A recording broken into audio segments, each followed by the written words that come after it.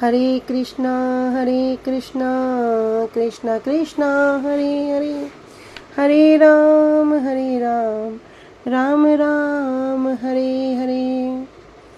जय नितिला प्रविष्टोम विष्णुपाद अष्टोत्तर श्री श्रीमद् भक्ति विज्ञान भारती गोस्वामी महाराज की जय। हरे कृष्णा।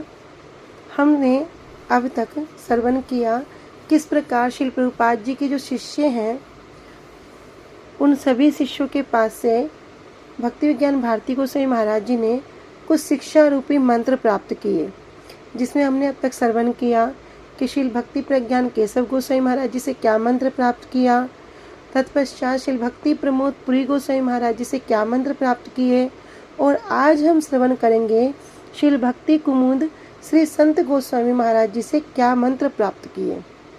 श्रील भक्ति कुमुद श्री संत गोस्वामी महाराज जी पश्चिम बंगाल के नारमा नामक गांव में आविर्भूत होते हुए, और इनका जो परिवार है, इनके परिवार के द्वारा घर में सेवित विग्रह थे जिनका नाम था श्री राधा रमन जी। श्री राधा रमन जी के नाम पर ही श्रील भक्ति कुमुद श्री संत गोस्वामी महाराज जी का नाम हुआ राधा रमन दास। इनके पिता का नाम था श्री वैकुंठनाथ राय, जो बहुत बड़े जमींदार थे। तो अब हम श्रवण करते हैं भक्ति विज्ञान भारती गोस्वामी महाराज जी को, जो इनके द्वारा मंत्र प्राप्त हुए। तो एक बार की बात है, एक समय ढाका में स्थित एक श्री माधव गौड़ीय मठ के भक्तों ने क्या किया, श्रील प्रभुपाद जी से पत्र लिखकर एक मधुर कीर्तन करने वाले भक्त को भेजने के लिए आग्रह किया। श्रील प्रभुपाद जी के पास पत्र लिखा और जो एक बहुत सुंदर कीर्तन करता हो ऐसे कोई भक्त को भेजने के लिए आग्रह करते हैं। तब श्री राधा रमन ब्रह्मचारी, जो बाद में श्री भक्ति कुमुद संत गोस्वामी महाराज जी हुए, एक अभूतपूर्व कीर्तनिया थे। तब श्री प्रभुपाद जी ने उनसे जिज्ञासा की कि क्या वे अकेले ही यात्रा कर पाएंगे। तब श्री राधा रमन ब्रह्मचारी ने दृढ़तापूर्वक उत्तर दिया कि निश्चित रूप से वे अकेले ही जा सकते हैं। तब श्री गुरुदेव की आज्ञा प्राप्त करके उन्होंने ढाका की यात्रा आरंभ की, जिसके लिए उन्होंने पहले से ही एक समुद्री जहाज और समुद्री जहाज के बाद कुछ यात्रा सड़क के द्वारा करनी होती थी। जब श्री राधा रमन ब्रह्मचारी जी जहाज पर चले गए तो सबसे पहले जाकर वे खिड़की के पास वाली जो सीट थी उस पर बैठ गए। अभी जैसे जैसे जहाज में और यात्री आने लगे तो एक एक करके क्या किया, सबने उन्हें उस सीट से यह कहकर हटा दिया कि यहाँ से अपनी सीट बदलो। क्यों? कह रहे तुम तो खिड़की के समीप क्यों बैठ गए हो, तुम तो एक छोटे से बालक हो, कहीं पर भी बैठ सकते हो। और जो वृद्ध व्यक्ति हैं उनको तो स्वच्छ वायु चाहिए, स्वच्छ वायु की अधिक आवश्यकता है, तो तुम इस सीट पर क्यों बैठे हो, यहाँ से उठो और किसी अन्य स्थान पर जाकर बैठ जाओ। तब एक दूसरे व्यक्ति ने कहा, अभी एक बोल रहा था, अब दूसरा व्यक्ति भी उसकी हाँ में हाँ मिलाता है, बोलता है हाँ, आजकल माता पिता अपने पुत्रों को जन्म देने के बाद उनका पालन पोषण का दायित्व निर्वाह करने की अपेक्षा क्या करते हैं, उन्हें मठ में छोड़ देते हैं। अर्थात क्या कि माता पिता ने जन्म दिया और बालक का भी निर्वाह नहीं करना पड़ेगा। तो कह रहा है, वो दूसरा व्यक्ति बोला कि क्या किया उन्होंने, उसे मठ में छोड़ दिया। ऐसे बालक क्या करते हैं, अपने आलस्य और परिश्रम करने की अनिच्छा के फलस्वरूप साधु बन जाते हैं। मतलब क्या कि परिश्रम नहीं करना चाहते और इनके अंदर आलस्य भरा हुआ है, इसलिए साधु बन जाते हैं। अब अनेक यात्री अलग अलग प्रकार से अपनी अपनी टिप्पणियां कर रहे थे और किसको सुना रहे थे, श्री राधा रमन ब्रह्मचारी जी को। लेकिन इन्होंने कोई भी प्रतिक्रिया नहीं करी और बिल्कुल शांति से अपनी सीट पर से वहाँ से उठ गए और जहाज का जो एंट्री गेट है, जहाँ प्रवेश द्वार है, उसके पास ही जाकर खड़े हो गए। क्यों? कह रहे जिससे कि किसी भी व्यक्ति को उनसे कोई असुविधा ना हो। तो ये देखकर अन्य यात्री अत्यंत संतुष्ट और शांत हो गए, सबके सब शांत हो गए वहाँ पे। जब करीब 10 मिनट हो गई, 10 मिनट के बाद जहाज में लाउड स्पीकर के माध्यम से एक घोषणा हुई कि क्या कहते हैं कि प्रत्येक यात्री ध्यान पूर्वक सुने, समुद्र आज अति उग्र है और हम जहाज का नियंत्रण खो चुके हैं। हम अत्यंत विपत्ति की स्थिति में हैं, कुछ भी हो सकता है। अब सबको क्या नजर आने लगी? अपनी मृत्यु नजर आने लगी। इसलिए प्रत्येक व्यक्ति क्या करे? कृपा पूर्वक भगवान का नाम का स्मरण करे और उनसे रक्षा करने के लिए प्रार्थना करे।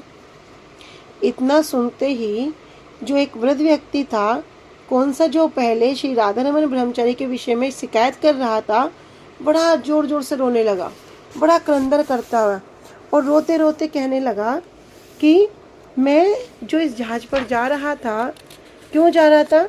मेरी पुत्री है, उसका विवाह निश्चित हो गया है और मैं उसके जो विवाह में जो भेंट सामग्री और कुछ आभूषण लेकर जा रहा था। बड़ा जोर जोर से रो रहा है, क्रंदन करता करता बोल रहा है। और इधर क्या हो गया? यदि हमारा जहाज क्षतिग्रस्त हो जाएगा तो मेरी पुत्री के विवाह का क्या होगा? सब कुछ ही तो नष्ट हो जाएगा। तब दूसरा यात्री कहता है, कह रहे, क्या तुमने घोषणा नहीं सुनी? वे क्या कह रहे हैं?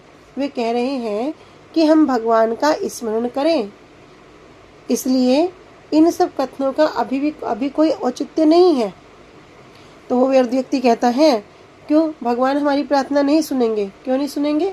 क्योंकि हमने कभी भी उनका भजन किया ही नहीं। सारा जीवन तो संसार किया है, सारा जीवन तो संसार को दे दिया।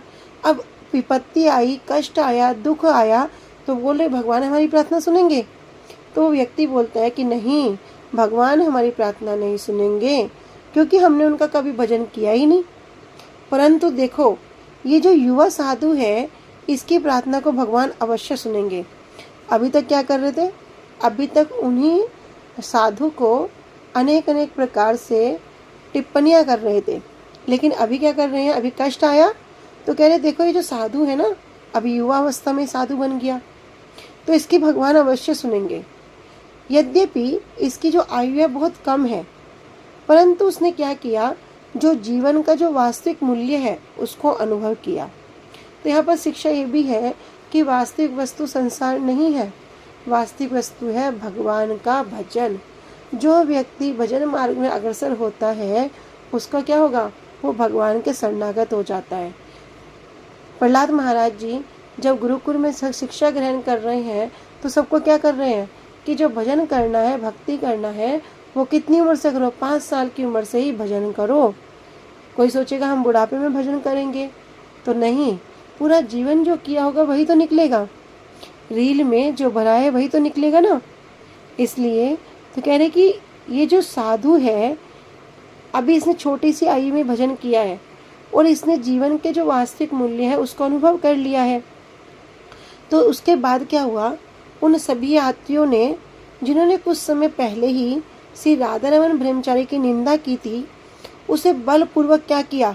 अपने बीच बिठा लिया, क्योंकि अब कोई उपाय नहीं है।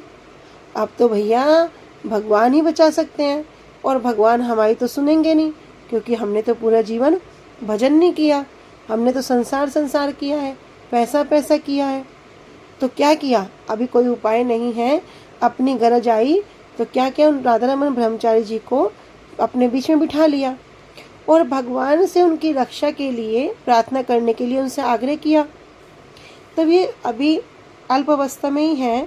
श्री राधारमण ब्रह्मचारी जी उत्तर देते हैं कि मैंने अपने गुरु महाराज जी से श्रवण किया है कि भगवान एकमात्र अपने शरणागत भक्तों की प्रार्थना को ही श्रवण करते हैं। भगवान सबकी प्रार्थना को श्रवण नहीं करते। जो भगवान के चरणों में शरणागत हो जाता है, हे प्रभु मैं आपका हूँ, तो क्या करते हैं? भगवान उनकी प्रार्थना को श्रवण करते हैं। कह रहे मैं अभी उनके प्रति पूर्ण शरणागत नहीं हुआ हूँ, अतः वे मेरी प्रार्थना को भी कभी भी श्रवण नहीं करेंगे। तब उसे स्वीकार कर पूर्ण करने का तो प्रश्न ही नहीं होता। किंतु मेरे गुरु महाराज जी कहते हैं, क्या कहते हैं? प्रभु श्री भक्ति सिद्धांत ठाकुर प्रभुपाद जी कहते हैं क्या कि मेरे गुरु महाराज जी ने कहा है कि हमें निरंतर नाम संकीर्तन करना चाहिए। क्या नाम संकीर्तन? हरे कृष्णा कृष्णा कृष्णा हरे हरे, हरे राम राम राम हरे हरे। तो मैं क्या करता हूँ, हरे कृष्ण महामंत्र का कीर्तन कर सकता हूँ। और आप भी क्या करो, सभी उसे मेरे पीछे पीछे दोहराइए। परंतु ये मैं निश्चित रूप से नहीं कह सकता क्या कि भगवान हमें श्रवण करेंगे अथवा हमें बचा लेंगे। तो सभी यात्रियों ने एक मत से उनका प्रस्ताव को स्वीकार कर लिया और सभी अब कीर्तन करने लगे। देखो कैसी स्थिति, जो वृद्ध व्यक्ति, जो वहाँ पे जो जितने भी लोग थे, पहले उन्हीं की निंदा कर रहे हैं, लेकिन अभी अपने पर जो विपत्ति आई तो उनसे ही रक्षा की गुहार करते हैं। तो सभी यात्रियों ने एक साथ होकर उसको स्वीकार कर लिया और सभी कीर्तन करने लगे। कुछ समय के पश्चात जहाज सुरक्षा पूर्वक जहाँ पर जिस स्थान पर जाना था उस स्थान पर पहुँच गया। कह रहे इस प्रसंग का अनेक बार वर्णन करने के पश्चात श्रील भक्ति कुमुद संत गोसाई महाराज जी ये शिक्षा देते हुए कहते थे कि सामान्य व्यक्तियों के द्वारा की गई निंदा और सामान्य व्यक्तियों के द्वारा की गई स्तुति दोनों का कोई भी वास्तविक गुरुत्व है ही नहीं। ना उनकी निंदा को ध्यान करो, ना उनकी स्तुति पे जाओ, क्योंकि वे कब पलट जाएं इसका उन्हें भी कुछ नहीं पता। अतः उनके कथनों में से किसी प्रकार का प्रभावित हुए बिना हमें निरपेक्ष भाव से एकमात्र हरि गुरु वैष्णवों की सेवा में नियुक्त होना चाहिए। ऐसे व्यक्तियों की निंदा और स्तुति दोनों क्या है, केवल उनकी अपनी निज इंद्रिय तर्पण के लिए ही होती है। इस प्रकार यहाँ पर भक्ति विज्ञान भारती गोसाई महाराज जी कहते हैं कि मैंने श्रील भक्ति कुमुद संत गोसाई महाराज जी से मंत्र प्राप्त किया कि जगत के लोग यदि प्रशंसा करें तो दूध और गुब्बारे की भांति फूल नहीं जाना, और अगर जगत के लोगों के द्वारा निंदा होए तो निंदा करने पर निरुत्साहित नहीं होना। क्यों, कारण क्या बताते हैं, कह रहे साधारण जगत के लोग अपने स्वार्थ की पूर्ति के लिए, किसके लिए, स्वार्थ की पूर्ति के लिए, तुम्हारी प्रसन्नता के लिए नहीं, दूसरे की प्रसन्नता के लिए नहीं, अपनी प्रसन्नता के लिए, अपने स्वार्थ की पूर्ति के लिए, अपनी इंद्रिय तृप्ति के लिए अथवा पूर्तिवस्तः क्रम से किसी की निंदा अथवा प्रशंसा करते हैं। तो उन्होंने यहाँ पर ये मंत्र को ग्रहण किया। कहते हैं इस प्रकार श्रील भक्ति कुमुद संत गोसाई महाराज जी का जो व्यक्तित्व था केवल मात्र उनके गुरुदेव के द्वारा प्रदान आदेश निर्देश के अनुरूप ही गठित हुआ हो, ऐसा भी नहीं है। अपितु श्रील भक्ति कुमुद संत गोसाई महाराज जी कहते थे जिस प्रकार एक परिवार में परिवार के सभी सदस्य अपनी शिक्षाओं के द्वारा बालक के व्यक्तित्व को गठित करते हैं, उसी प्रकार मेरे गुरुदेव महाराज की कृपा से श्रील प्रभुपाद के समस्त शिष्यों ने अपनी शिक्षाओं के द्वारा मेरे चरित्र को गठन किया है। जय नितेला प्रविष्टोम विष्णुपाद अष्टोत्तरशत। श्रील भक्ति विज्ञान भारती गोसाई महाराज की जय। अनंत कोटि वैष्णव वृंद की जय। निताय गौर प्रेमानंदे। हरि हरि बोल। हरे कृष्ण।